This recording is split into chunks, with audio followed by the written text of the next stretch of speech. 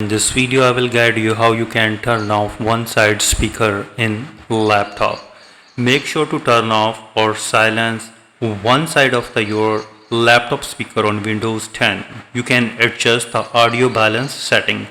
This is useful if one speaker is buzzing, distorted, or if you just prefer sound from one side. So for this you need to use the sound control panel. For this you need to right click on the icon in the bottom corner of your laptop and click on the sound. So in the windows that opens, go to the playback tab and now find your active speaker.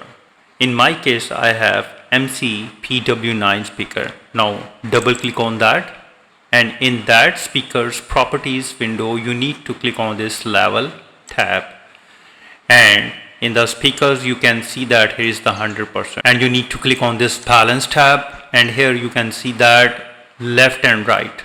You just need to down the volume to the 0 to the left side and click OK to proceed, and click OK, and now click OK, and that's all.